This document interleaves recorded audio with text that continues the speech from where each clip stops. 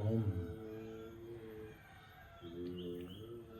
Bakasi Koya Makta Kanake Koi Moya Nasa Bhakta Om Shaktima Vama Kali Oma Jejema Vama Kali Oma Jema Vama Kali Oma Jema Vama Kali Om Shakti Oma Jema. Who is the Guru? What is the Guru? What role does the Guru play?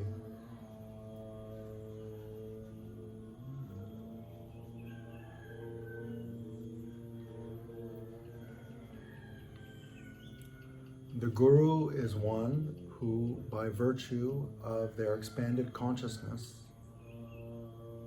can, without words, just by presence and grace, entrain the seeker's consciousness into theirs, and therefore elevate and expand the seeker's consciousness. Guru in Sanskrit means heavy. That's what it points to, like a centrifugal force that pulls you into its consciousness. Guru is also the one who leads from ignorance to truth, or from darkness to light, but ignorance to truth is a more accurate translation.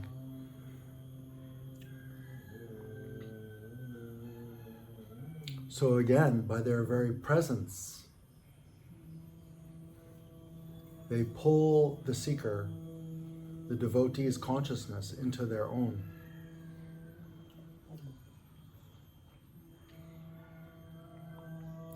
That is the criteria for a guru. A guru is not just a word for a teacher, like a Sanskrit word for a teacher, that we want to be spiritual when we say it's a guru. Or a scholar. Some scholars think they're gurus because they're teachers, but that would more accurately be reflected in Sanskrit as a pundit. A pundit is a scholar, is a master of a certain subject. A pundit is at the level of the intellect, of cognition, of memory, of rote learning, of deciphering ancient texts and ancient languages, mastering a certain subject with the mind. These are not the qualities of a guru, although gurus might have mastered certain subjects and might be very scholarly proficient in ancient texts. It is only the force of the consciousness emanating through the guru that distinguishes one as a guru. That is the function of the guru, to pull you into an expanded state of consciousness, not to add learnings or teachings or mantras or any of the other things that so-called gurus do. They are tools. They are helping your understanding, helping you cognize, helping you embody, helping you integrate. But they are not the point at all.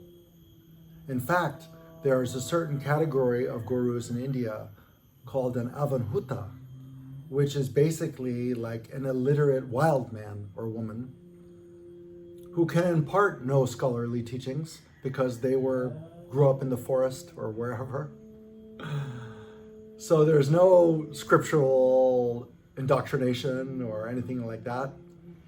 But in their very presence, one enters a seriously expanded consciousness. Bhagwan Nityananda, Muktananda's guru, was one such being.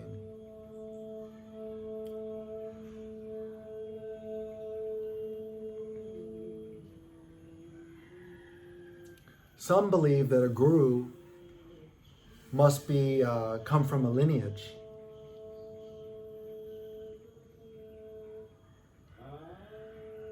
But a lineage, again, only points to something. It is not the something. And people confuse lineage as if it were some kind of good housekeeping seal of approval. Like it's safe because this person is from a respected and known and identified lineage. Or they use the word lineage holder, so that someone in the lineage has conferred certain rites or initiations or mantras or conferred a blessing onto the next guru. And that's the mark of the guru, that you're from this lineage. But if you've ever been inside an ashram, you'll know that ashram politics are crazy.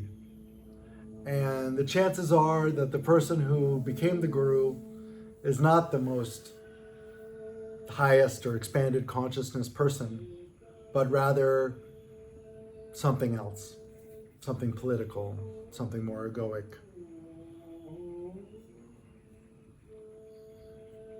So even though they might be called guru or acharya or any of these other words, and might be from a well-respected and long lineage of gurus, they in fact may not be a guru, whatever people call them or whatever they call themselves. They might have no rasa, juice, to pull the devotee or the seeker's consciousness into an expanded state. Without that, they can call themselves whatever they want.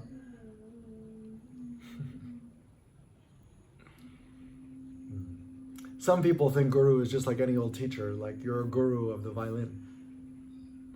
No, you can be a master of the violin, or you can be a teacher of the violin, but you're certainly not a guru of the violin. And it doesn't matter if you're going to put a capital G guru or a little g next to it, or whatever in English, because it's a Sanskrit word with very specific connotations and meanings throughout the history of yoga.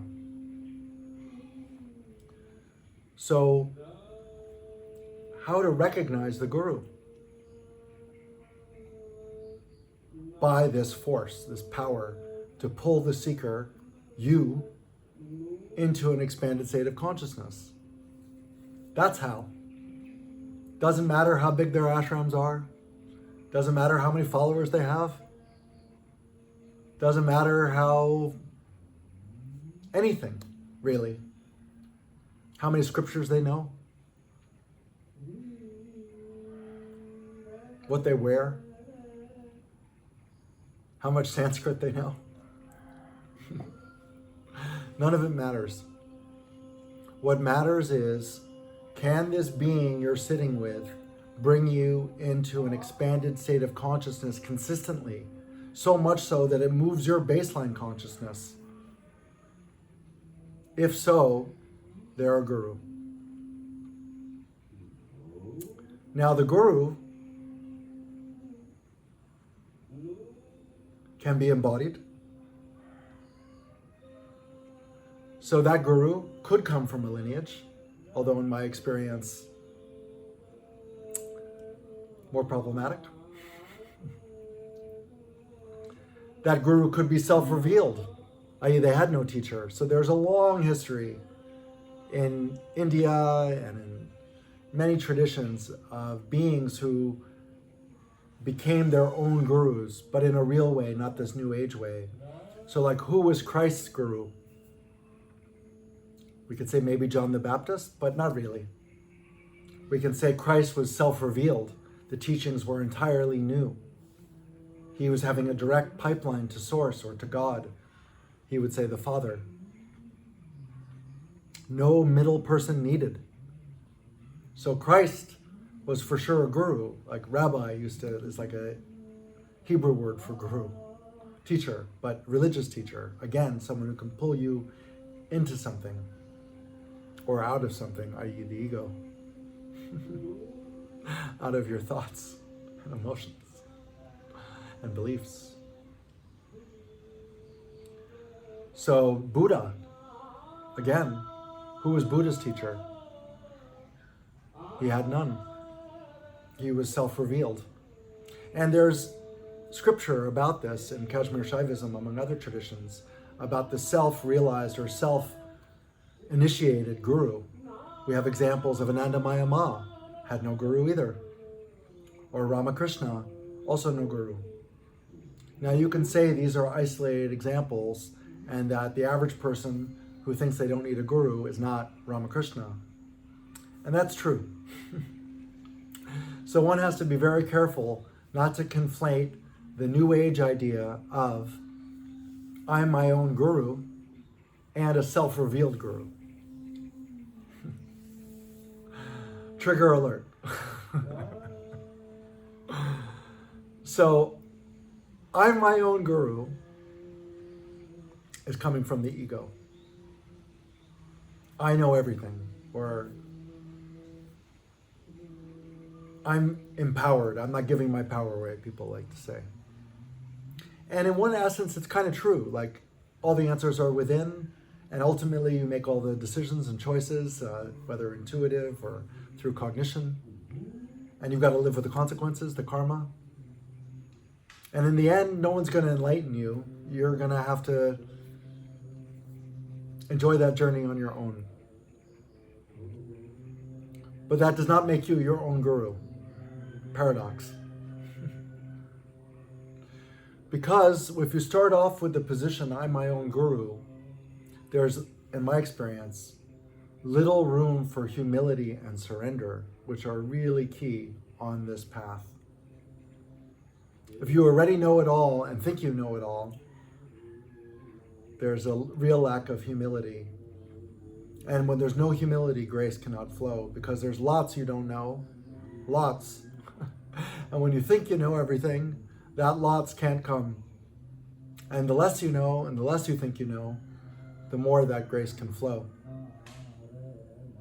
So the position, I am my own guru, in the way it's used in the vernacular, the New Age vernacular, is misleading and blocking the flow of energy and usually extremely egoic. Whereas a self-revealed guru is something quite different, because they're in a state of surrender and humility, and that's how you tell the difference, both for you and for others.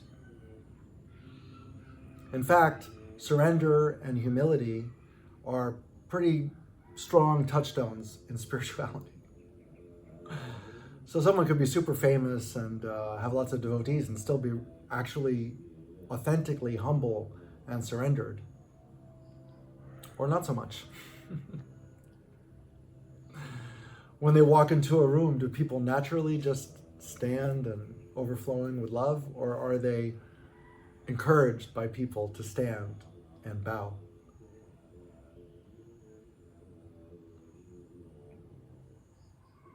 Are people on a strict seva schedule, or naturally do people just want to give and help out around the house or the ashram or in the spiritual community?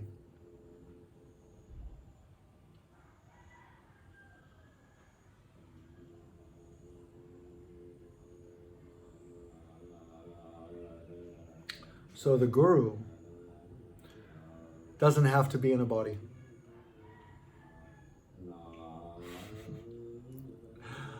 In my journey, I met some gurus in bodies, and I met some gurus not in bodies.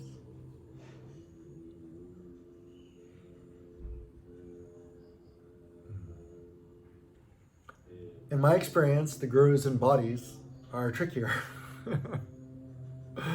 than the ones not in bodies. We can say that the gurus not in bodies have, like, quote unquote, ascended to a higher vibration. Where the ones in bodies, not so much. But, you know, I haven't met any bodhisattvas or anything like that. Not that I know of. So embodied gurus still might have a personality, still might have qualities of this personality that may not be so attractive to you.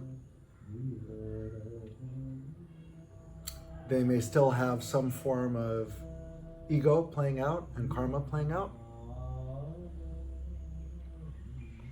But again, that's not the sign of a guru or not a guru. Many people think that the guru needs to be self-realized. So that's another thing I want to address.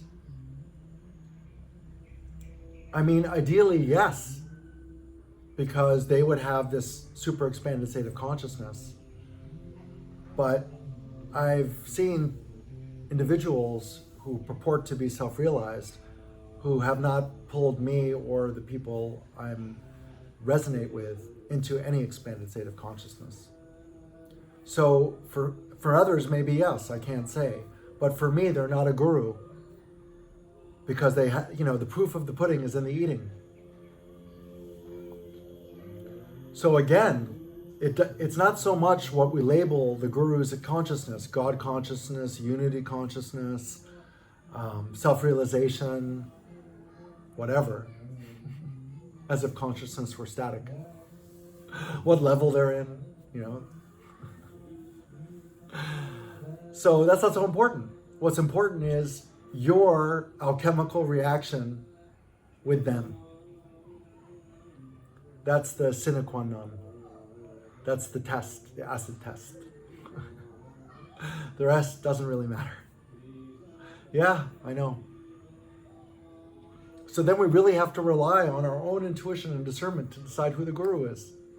Because they may come in a shape, a form, a nationality, an orientation, an age, a style of clothing, a sense of humor that you may not agree with or identify with, and that's fine.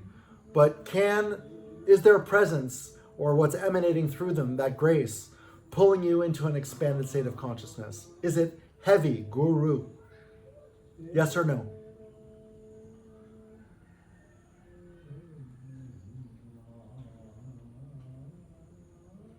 So on my journey, I was really looking for this embodied guru because, just for all the reasons, read about it and thought it would be a good idea and didn't want to go on an ego trip and be more efficient, more convenient. And I searched for this embodied guru who would have all these qualities, like pulling me into high states of consciousness. And, someone nice like Ramana Maharishi. By the way, another self-revealed guru at 16, humble and surrendered. People just gathered around him. No social media. When someone wrote something critical of him, he had people pass it out in front of his ashram so that everyone could see what the criticism was. He wasn't hiring lawyers to repress criticism. So you might just see that juxtaposition in recent news about gurus.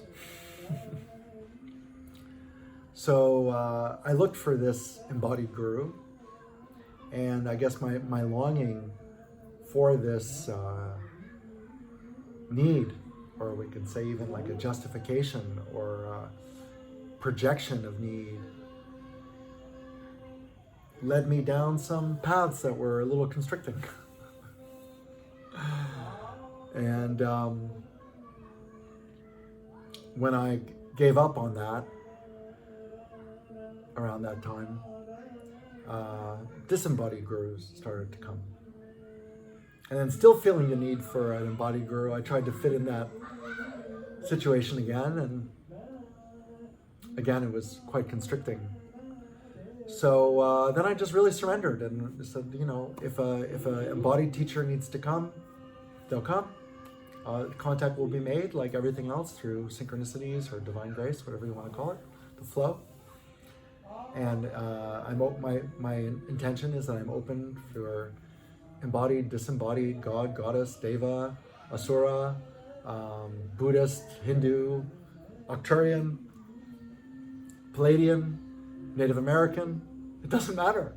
Whoever would like to come in the sadhana and share that resonates, I'm open to hear and feel what that is. And so some of the most profound teachings that I've received have been from gurus without bodies, non-embodied gurus, from deities, from people who were gurus but have left the body and now appear or seem or feel to operate in the subtle dimensions. And their transmissions and revelations have been much more powerful and clear than anything I received from an embodied guru. So again, I would say the proof of the pudding is in the eating. It doesn't matter so much if the guru is embodied or not embodied. What matters is this guru, whether they're in a body or not, pulls you into a higher state of consciousness repeatedly. That's the thing. Whether they have a body, a lineage, no Sanskrit, doesn't matter. It doesn't matter at all. If you're a Christian and Padmasambhava shows up for your meditations, do you tell them to leave? Of course not. If you're a Buddhist and Krishna comes, what do? If you say, I'm a guru and I'm embodied and ever, and someone comes to your door and they're clearly pulling you into a higher vibration, do you say, no, I'm already a guru, go away. All my devotees will leave for you. No, of course you go sit at their feet and you count your blessings. So as most things in these videos, it all comes down to your own intuition and your own discernment, your own surrender, your openness to receive, the purification process that allows you to be receptive to these different teachings and synchronicities and flow, divine order, divine love, to feel and to experience. So ultimately, you're your own guru. I know it completely contradicts what I said earlier, but it's just not in the way you think. You are the self. You are divine. You are God. But it's not enough to know that as a cognition. It has to be your baseline or minute by minute experience. There's no question of your divinity. It's not something you have to remember. It just is. You are that. That's when you're your own guru. That's when you're the highest guru, Satguru, Paramahansa. But it's funny, probably at that level, you don't want any of those titles. You don't need to call yourself Paramahansa or Satguru. It's self-evident. Your guruship is self-evident. Your divinity is self-evident. Your self-realization is self-evident to anyone who comes in contact with you. No need for special clothes, no need for special anything. It's self-evident. Om Namah Shivaya. Om Namah Shivaya. Om Namah Shivaya.